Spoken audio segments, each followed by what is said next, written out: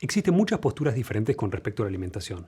Hay gente que te recomienda que hagas cetogenia, gente que te recomienda que hagas una dieta paleo, gente que te recomienda veganismo, por muchas razones. Pero entendiendo que no existe una dieta ideal, ¿cómo podemos utilizar nuestro propio organismo para ayudar a entender qué es lo que deberíamos hacer a nivel de alimentación y empezar a aprender a planear una buena alimentación para mí, teniendo en cuenta mis circunstancias particulares? Para poder entender esto mejor, si tenés un análisis de sangre o laboratorio que tenga menos de un año de antigüedad, pausa el video, anda a buscarlo y tráelo porque te va a ayudar a decidir qué tipo de alimentación va a ser mejor para tus circunstancias. Si no tienes un análisis, no importa, simplemente anotate los puntos clave para cuando el día de mañana lo tengas, puedas utilizar estos conceptos para aplicar a tu propia alimentación. ¿Qué me puede aportar un análisis de sangre para ayudarme a decidir cuál es la mejor alimentación para mí?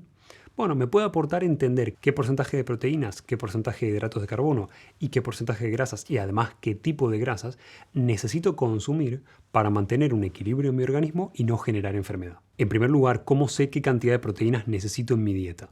Bueno, muchas veces te vas a encontrar con videos o con consejos de profesionales diciéndote calcula X cantidad de gramos de proteína por kilo de peso, y ese cálculo está muy bien, pero es un cálculo aproximado. Si vos tenés un análisis, podés aprovechar ese análisis para hacer algo mucho más específico para tu situación.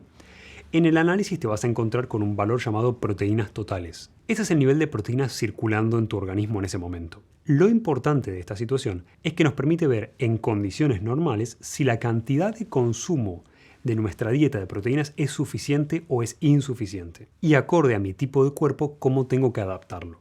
Si yo soy una persona ectomorfa y tengo tendencia a perder peso, tengo tendencia a tener bajo peso, me conviene estar más cerca de los límites superiores de proteínas totales porque voy a estar cambiando continuamente la cantidad de proteínas que yo tengo en mi organismo porque hago mucho catabolismo, que es un proceso de destrucción de tejido. Si hago ayuno intermitente, por ejemplo, voy a hacer también muchas horas de catabolismo porque el proceso de autofagia es destrucción de las proteínas, también me conviene estar más para el lado de arriba del rango normal de proteínas totales.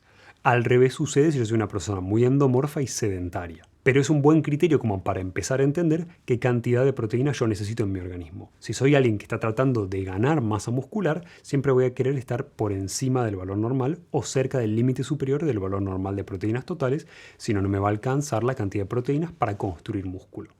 Luego, por supuesto, tendría que tener en cuenta qué tipo de aminoácidos estoy consumiendo y te dejo más sobre los tipos de aminoácidos que necesitas para construir masa muscular en este video. La parte positiva de evaluar proteínas totales en sangre es que vos ya estás viendo las proteínas cuando entraron a tu organismo, cuando fueron absorbidas. Y muchas veces te encontrás con que diferentes alimentos o diferentes fuentes de proteínas, por más que tengan la misma cantidad de proteínas, no son igual de absorbibles para tu organismo.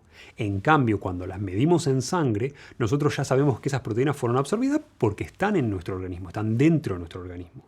Por ende, es mucho más importante medir la cantidad en sangre porque vos podés hacer un cálculo espectacular en la teoría en un papel y que como tenés ciertos problemas digestivos, como puede suceder en la hipocloridria, cuando falta acidez en el jugo gástrico, tenés una disminución de la absorción de las proteínas. Por ende, siempre confía más en el valor de las proteínas totales en sangre que en tu cuenta numérica en un papel en base a lo que vos estás consumiendo, porque no sabés cuánto de eso vos efectivamente absorbés. En segundo lugar, tenemos que considerar los hidratos de carbono. Los hidratos de carbono en la enorme mayoría de las personas están elevados en su consumo, en su porcentaje total están elevados. Mi primer consejo con respecto a la alimentación en lo que tiene que ver con los hidratos de carbono es baja tu índice glucémico, baja el índice glucémico de la dieta que vos realizás. Esto es algo que probablemente ya escuchaste muchas veces si viste mis videos, sin embargo la enorme mayoría de las personas con las que yo me cruzo no lo ponen en práctica. Básicamente bajar el índice glucémico de mi dieta significa comer cosas que me muevan menos los niveles de azúcar en sangre. Esto tiene una infinidad de beneficios con respecto a la estabilidad de la energía a lo largo del día, a mantener un peso sano, a mejorar mi nivel de atención a lo largo del día y no tener momentos de baja lucidez o de baja memoria, a retrasar el proceso de envejecimiento porque mantenemos más bajos los niveles de insulina, etc. Pero hay una salvedad especial que vos tenés que tener en cuenta, que es la siguiente. Normalmente, si te haces análisis de sangre solamente de glucemia, o sea, si yo quisiera medir solamente mi glucosa en sangre, haría 8 horas de ayuno. Mientras que si yo quiero medir colesterol, triglicéridos, un hepatograma, etc., hago 12 horas de ayuno y me miden también la glucemia. Esto significa que vos tenés 4 horas extra de ayuno para haber medido tu nivel de azúcar en sangre. Por ende, ten este dato en cuenta cuando evalúes si la cantidad de azúcar en sangre que vos tenés es la correcta o es exagerada. Cuando pensamos en niveles óptimos de sustancias, como puede ser la glucemia en nuestro organismo, pensamos en valores en los que nuestro cuerpo funciona mejor. Y en general nos encontramos con que los valores de glucemia óptimos para nuestro organismo están aproximadamente dentro del rango de los 80. Aproximadamente en 83 pareciera ser el punto ideal de glucemia de la mayoría de los organismos, por supuesto que esto es variable. Y por otro lado, si yo tengo la suerte de haber medido también la insulina en mi organismo y tengo un buen valor de glucemia, pero tengo un valor elevado de insulina, también me está diciendo, ojo, recortemos la cantidad de hidratos de carbono que estemos consumiendo o bajemos el índice glucémico de mi alimentación en general. Pero es un problema que se resuelve por sí solo si yo bajo el índice glucémico de mi dieta. ¿Cómo se hace eso? Agarro una tabla de alimentos por índice glucémico, que puedes buscarla en Google cuando termines este video, y en base a los niveles de índice glucémico que tienen los diferentes alimentos, eso quiere decir un número al lado del alimento, y trato de seguir una alimentación que sea rica en alimentos de medio y bajo índice glucémico. Estamos hablando de menos de 50 del número que vas a ver al lado de ese alimento. Esto ya suele ser más que suficiente para balancear en mi organismo los niveles de glucemia y los niveles de insulina. ¿Y qué pasa en tercer lugar con las grasas para este primer paso con respecto a la individualización de una buena alimentación para vos? Tengo que tener en consideración tres cosas: el colesterol, los triglicéridos y los lípidos totales, o sea, las grasas totales en mi organismo. Hoy, a pesar de que existe una cantidad abrumadora de evidencia científica que te muestra que el riesgo cardiovascular no va de la mano con la cantidad de colesterol total, sino que va de la mano con los diferentes balances de sustancias adentro del colesterol, a pesar de eso sigue habiendo mucha gente que considera que debe bajar su colesterol a toda costa y que tener 100 de colesterol es algo maravilloso. ¿Qué querrías idealmente en tu análisis y qué indica el análisis como para evaluar qué tengo que hacer con la cantidad de grasas que yo consumo? En primer lugar, tengo que observar cuál es el balance entre los diferentes tipos de colesterol que yo tengo. HDL, que es el colesterol que vos le llamas bueno, LDL, que es el colesterol que vos le llamas malo, y VLDL, que va de la mano del colesterol malo. Obviamente esto no es tan simple como considerar colesterol bueno y malo, y lo que vos querés en tu organismo es rebalancear estos colesteroles para que sus cantidades sean lo más similares posibles entre el colesterol bueno y el colesterol malo. Esto no solo baja tu riesgo cardiovascular, sino que mejora tu funcionamiento a nivel endocrinológico y de producción hormonal, mejora tu funcionamiento neurológico, hace un montón de cosas que son beneficiosas para tu organismo. Esto en la gran mayoría de los casos implica aumentar tu nivel de colesterol HDL y disminuir tu nivel de colesterol LDL. Entonces no se trata solamente de considerar si yo tengo que comer más grasas o menos grasas, sino que se trata también de establecer qué grasas son las que yo tengo que consumir. Yo puedo ayudar a mi organismo a rebalancear esto tranquilamente, aumentando la cantidad de pescados y mariscos que consumo, aumentando la cantidad de palta o aguacate que consumo, aumentando la cantidad de frutos secos y semillas, aceite de oliva o de aceite de coco y MCT, que son dos grandes tipos de grasa que me ayudan a aumentar rápidamente el colesterol HDL para rebalancear estos dos colesteroles en mi organismo. Con lo cual, comprobalo en tu análisis. Si tus niveles de HDL son mucho más bajos que tus niveles de LDL, lo que querés es empezar a aumentar esta cantidad de grasas saludables y reducir otras fuentes de grasa y la cantidad de insulina total que vos tenés, bajando el índice glucémico de tu dieta para ayudar a tu organismo a rebalancearse. No hace falta que vos lo tomes de la teoría. Tenés un papel que evalúa esto en sangre y en base a eso te puede ayudar a decidir qué es lo que vos tenés que hacer. ¿Qué pasa con el colesterol LDL, el colesterol malo? ¿Me va a llevar a generar enfermedades cardiovasculares siempre? No, por supuesto que no. Hay distintos tipos de tamaño de esta partícula a la que se le llama colesterol malo. Y para generar enfermedades cardiovasculares yo necesito dos condiciones. Necesito generar inflamación en la pared de las arterias. Esto se puede medir, si vos tenés en tu análisis, a través de la eritrosedimentación, la proteína C reactiva y la homocisteína, que son tres sustancias que miden niveles de inflamación. La homocisteína es un poco más específica de tus arterias, con lo cual, si tenés homocisteína elevada, tenés un problema. Y por otro lado, evaluando el tamaño que tiene el colesterol LDL. Hay colesterol LDL de muy pequeño tamaño, que es el más peligroso y el que más chances tiene, justamente por su tamaño, de depositarse en las paredes de las arterias. Y tenés otros tipos de LDL que son mucho más grandes en volumen y que son beneficiosos para tu salud y te ayudan a mantener un equilibrio hormonal. Entonces, ¿cómo determinamos esto?